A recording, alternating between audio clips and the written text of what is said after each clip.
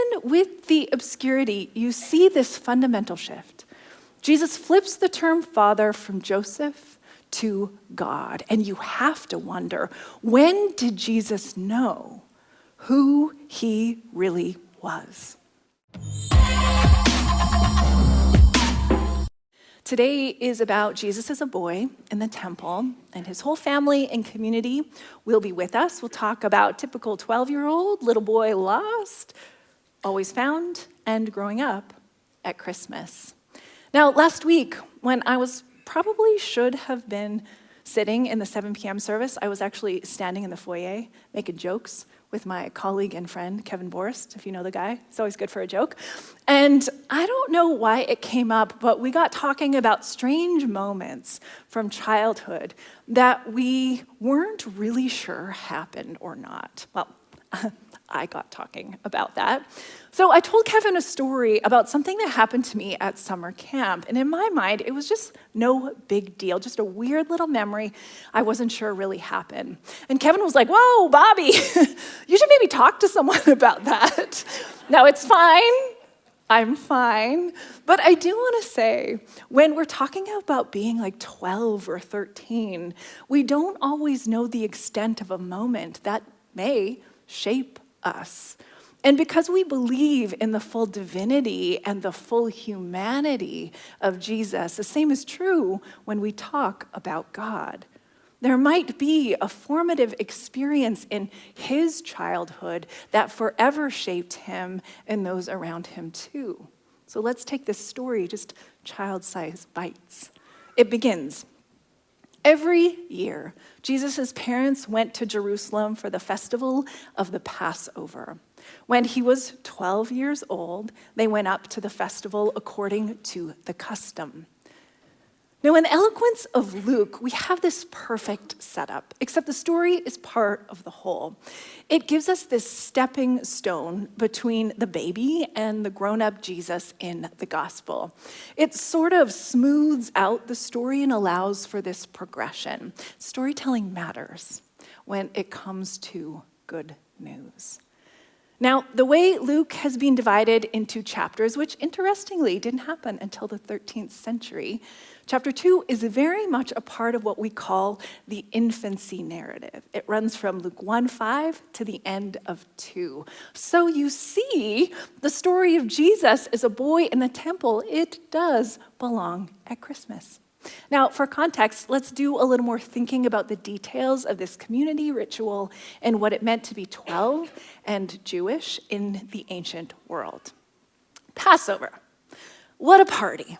It was one of 3 pilgrimage festivals celebrated in Jerusalem. It took place in the spring for 7 or 8 days, and for a while, only men were expected to keep Passover, but by the time of Jesus, women were in on it too. Passover, if you remember, revolves around the way ritual keeps a community's memory alive. The point was to never, ever forget that the people were liberated from slavery in Egypt. So, slay the sacrificial lamb, roast it and eat it in a family circle at sundown, eat unleavened bread all 7 days. That's your Passover. Now, Jesus is 12 here. Just stop and picture that. My nieces are like 9, and my nephews are 6 and 7. And all of that is awfully close to Jesus at 12. Can you imagine, like his shoulders aren't broad yet? And maybe he trips over his still growing feet, and he hasn't quite realized how loud his laugh is yet. And the thing about being 12 here is that it's when Jewish boys become men. And the rabbis later put it like this: a boy is fit for the Mishnah or oral tradition of Jewish law at 10. They are responsible for the vows that they take at 12. And they have bar mitzvah at 13. And then off they go, observers of Mosaic law for themselves. So everything at the start of this story, which, by the way, is only in Luke, is telling us that the life is going along just fine for Jesus, just like you'd expect. His family is a devoted member of their community. They take part in this holiday every year, and Jesus, he's growing up. Look at him. He's 12. The rituals of his community are becoming his own. And being that this is a story at the start of like 100 stories still to come in Luke, you have to wonder, if everything is as it usually is, what's about to change? So after the festival was over, while his parents were returning home, the boy Jesus stayed behind in Jerusalem, but they were unaware of it. Thinking he was in their company, they traveled on for a day. Then they began looking for him among their relatives and friends. When they did not find him, they went back to Jerusalem to look for him. So, Mary and Joseph, we have a situation. Now, two details stand out to me. One is the fact that Jesus is called Boy Jesus here, which is helpful because soon as the problem of his absence arises, my imagination kind of grows Jesus up. But no, he's still a boy. We're meant to hold on to his youth. And the second detail is that the life of the family exists in a larger network. Like, it would be one thing if his parents couldn't find him, but no one can find him. And you need to know that there's this flexibility of family in pilgrimage to Jerusalem. Women often set out first thing in the morning, then the men would catch up by nighttime, and the kids would be somewhere in between. So both Jesus' boyhood and his lostness highlight what the story is here to do. This story shows that paths are parting. Now, there is a temptation to pick paths when it comes to our Christology. Do you have a Christology from above or below? From above, you are synced up to Christ's divinity. You have no trouble with Christ existing and participating in the very creation of the world. You're like, Jesus came to save my soul. And that's what matters to me. For a Christology from below, you're in touch with Jesus' humanity. You have no trouble with his earthly, embodied existence in the world. You're like, Jesus shows me how to be human. That's what matters to me. Now, obviously, the best Christology balances the two. But traditions get stuck in a rut of one or the other. We see it in our songs. We see it in our denominations, even in our very own prayers. Jesus is Lord of it all, or a friend of sinners. Jesus is crowned king, or a servant in rags. When we pick one path, we lose something of the paradox of Christ. We disregard the mystery of both and. And then we find ourselves like Jesus' boyhood community spinning around in circles wondering where on earth he's gone. I mean, who wants a Jesus that you can contain anyway? I prefer the one who wanders off. So after 3 days, they find Jesus in the temple courts, sitting among the teachers, listening to them and asking questions. Everyone who heard Jesus was amazed at what he understood and with his answers. When his parents saw him, they were astonished. Mary said to him, "Son, why have you treated us like this? Your father and I have been anxiously searching for you." And then we get Jesus' first spoken words in the gospel. He asked, "Why were you searching for me? Didn't you know I had to be in my Father's house?" But no, they did not understand what Jesus was saying to them. So what is he saying? And why the attitude, little buddy? Well, let's unpack it. We need to keep in mind that Jesus is not pulling rank. He's simply a good student. It's the posture of a good student to sit at the rabbi's feet and ask questions to keep the conversation going. And Jesus plays that part. And still, it seems like he kind of can't help himself. First, strangers, they're amazed. Then his parents are astonished. The verbs here mean everyone has this deep emotional response to the conversation Jesus has with the teachers. It's like, wow, can you believe this kid? And like, what did he just ask? And he said that part out loud. Now, the story of the boy in the temple takes a profound turn with the word father.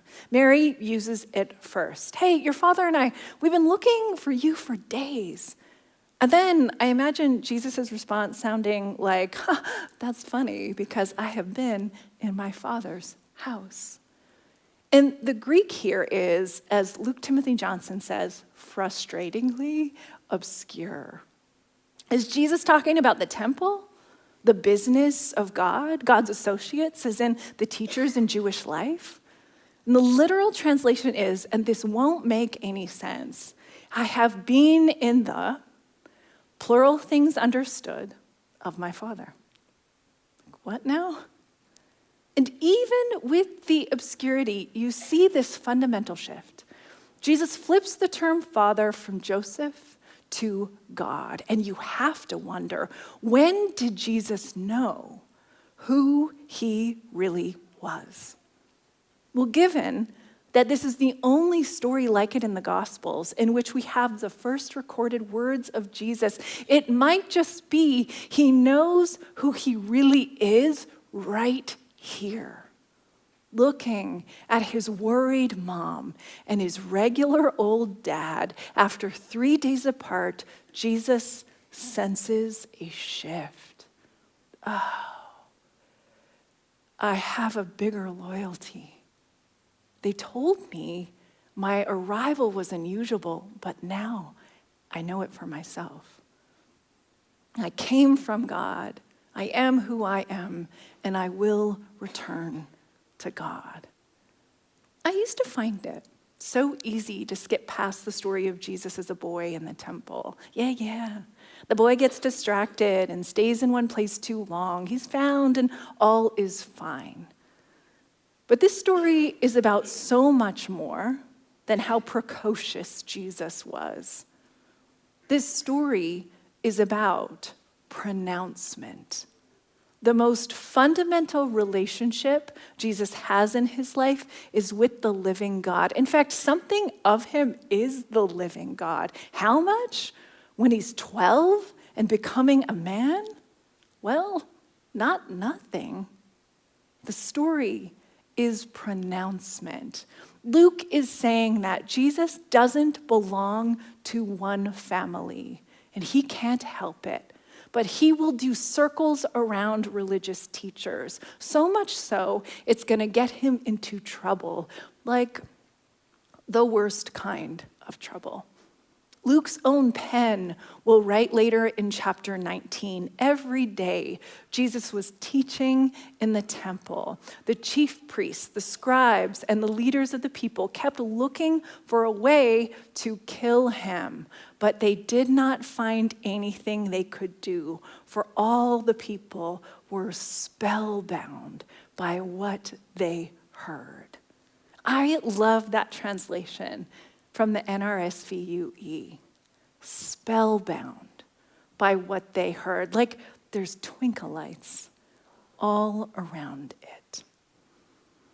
Christmas is a great time to come home from any search you've been on for God.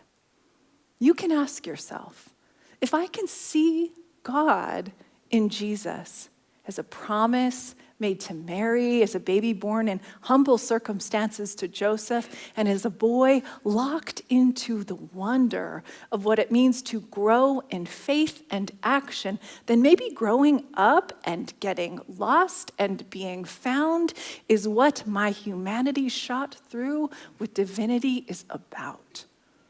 Growing up is about finding out who you are, no matter how old you might be.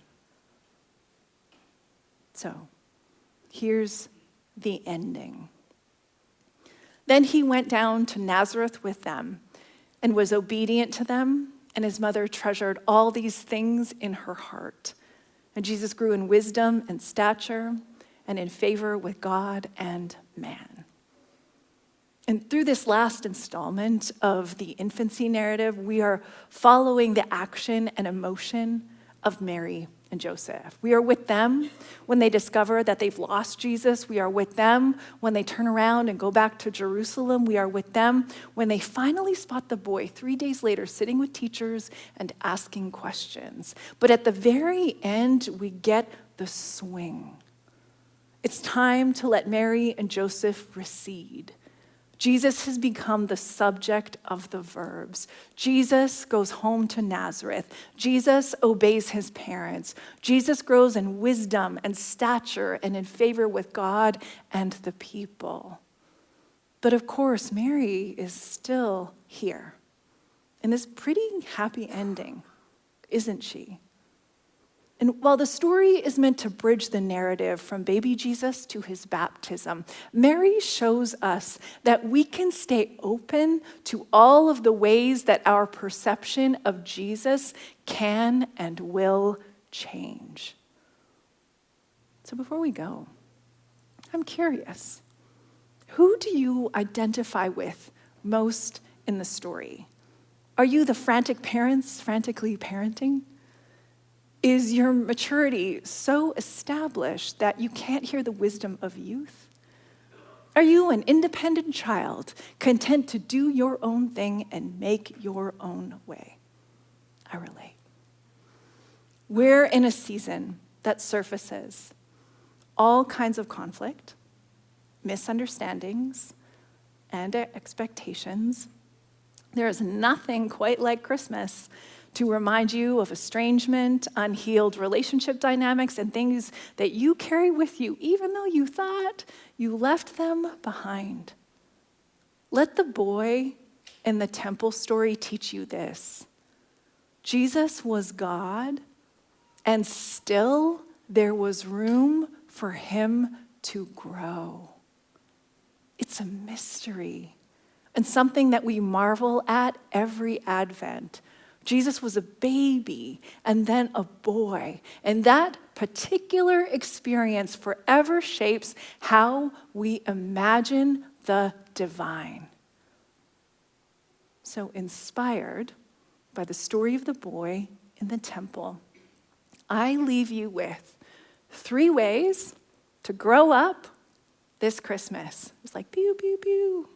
I wanted those, but I have to bring them myself. So here it is. 3 ways to grow up at Christmas. Number 1, if you've been avoiding a hard conversation, plan to have it. Maybe not right on Christmas morning, but soon. Mary and Joseph, during their Jewish holiday, move toward what they don't understand. They engage in the conversation with Jesus imperfectly. They reveal how much they don't know. But isn't that the point? Moving toward what you don't understand so that you can begin to. A second way to grow up at Christmas, learn something new.